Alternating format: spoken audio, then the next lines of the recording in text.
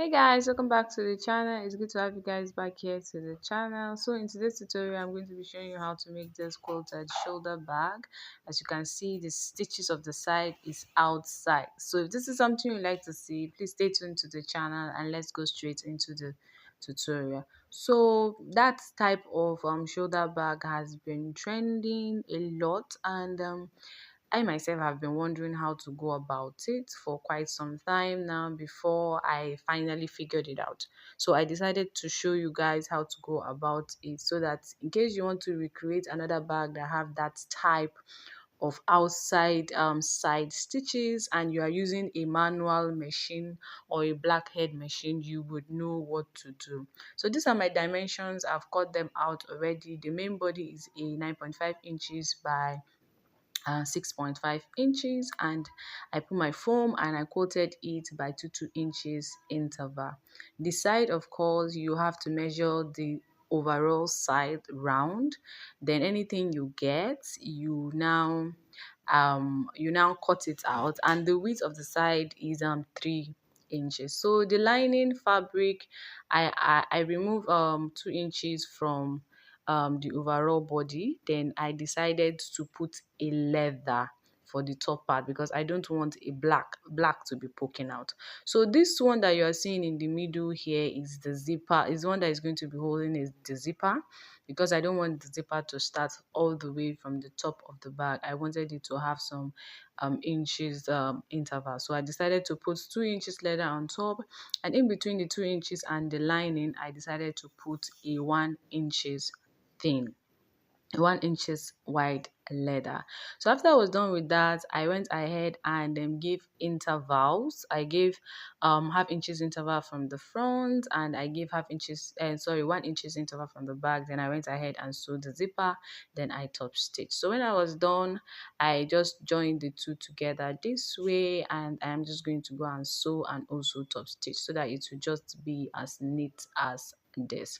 So that is like basically everything about the front and the back. Now for the side panel, because I was using a very light leather, I had to double the leather. If you notice, you are seeing a white leather on the side. So that is another different leather that I use my gum and I join them together so that it will be very thick. I just hope you understand what I'm doing. So I cut the leather that I was using for the inside at 3 inches. Then I cut the actual leather I wanted at 3.5 inches so that I'll be able to put it in the middle and be able to fold it without having rough edges. So if you're wondering what I am doing right here, this is just me measuring 1/4 of an inches all round of the material of the first and second body, because what I do for one is of course what I'm going to do for the second one. So I'm measuring 1/4 of an inch. You could measure 1/2 of an inch, you could measure 3/4 of an inch, you could measure 1/2 of an inch, depending on how convenient it will be for you to stitch it or how wide you want the stitches to be. But I will recommend you measure 1/2 inches or 1/4 of an inch, because the smaller the inside stitches, the better, so that your work will come out neat. So when I was done marking, I just used my ruler to just connect all the lines so that it will be very straight, because you don't want it to bend at all. So when I was done with that, next thing I went ahead and do is to carry my super glue. This is called Paradise. So you could just go to where they are selling bags or shoemaking things and tell them you want to buy a shoemaker's gum, and they will just give you. So as you can see, I put the gum. The gum I am putting it, I'm using that line that I measured as a guide.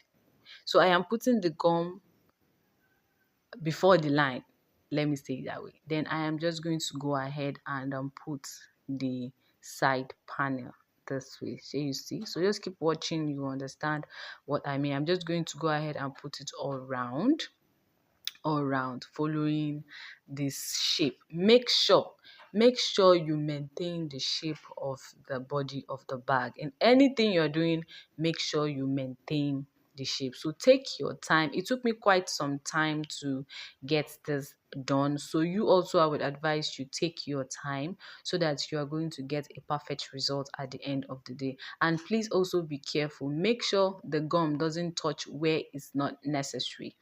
Make sure the gum doesn't touch where it's not necessary, because the gum used to eat leather.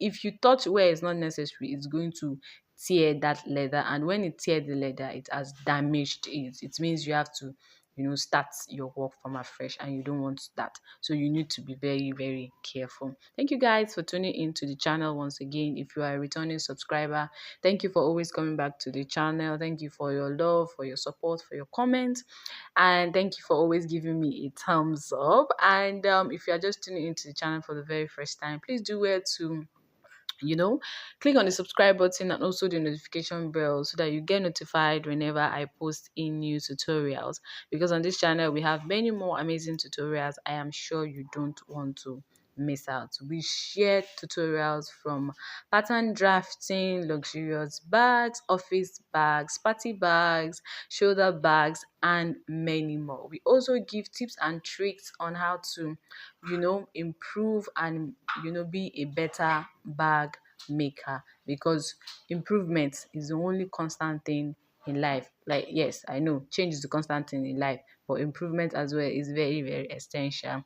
If you cannot strive for perfection without improvement. So this channel is all about bag making. So guys, I hope you are seeing what I am doing, and I also hope you are learning. Yes, I know you will notice that the side was a bit longer.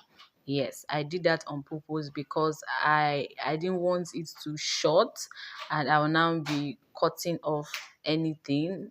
Sorry, I'll now be thinking of how to add. But this way it's better this way, because all I need to do is to just reduce the length, other than joining and adding. So I just go ahead and cut off the excess, and fold it in this same way so that it will have neat edges. So when I was done with that, I am going to be stitching.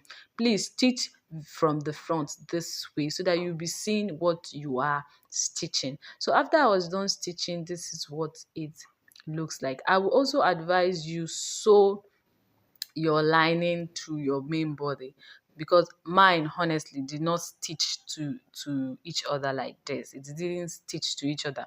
I had to use gum, this shoemaker's stick gum, to gum the lining to the main body, so that it will not have rough edges. As you can see here, you see that the thing did not stitch, so I had to use gum at the end of the day. So this is just me using my lighter to just burn off any excess thread that I know if I cut, it will unravel my bag. So you could do that in order for you to have neat edges. So what I do for one, of course, is what I am going to go ahead and do for the second one. And when I am done, this is what it looks like. So the reason why we put our gum is because when you are sewing, it will not move around, and you will not make any mistake.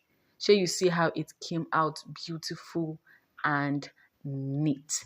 So that is why you need to put your gum, your iodide. It's very, very essential. Now the next thing you're going to go ahead and do, which is the final thing, is to just which is almost the final thing, is to just put your runner. And when you put your runner, you go ahead and put a stopper. I decided to put a leather as the stopper. So this is the long strap. I cut it out at 20 inches. I wanted to put an adjuster, but when I put the adjuster, I realized that even the 20 inches was short, and putting adjuster would reduce the length of the hand. So I decided to not put the adjuster anymore. So you could make your own handle at 30, 36, 45, so that when you put an adjuster, the what's it called, the bag will still be long enough. So I just decided to just sew it directly on the bag like that without putting the adjuster. So I used my iodide because I didn't want to sew the stopper to the handle. I wanted it to be as neat as possible because it was a client's job. So I decided to use my iodide to make a seamless stopper. So I decided to do it this way. This way it came out beautiful, and I didn't have to worry about it, being bent because anytime I sew, it used to come out bent. So guys, this is like basically everything about this tutorial. I hope you learned from this tutorial and I hope you're going to try it out.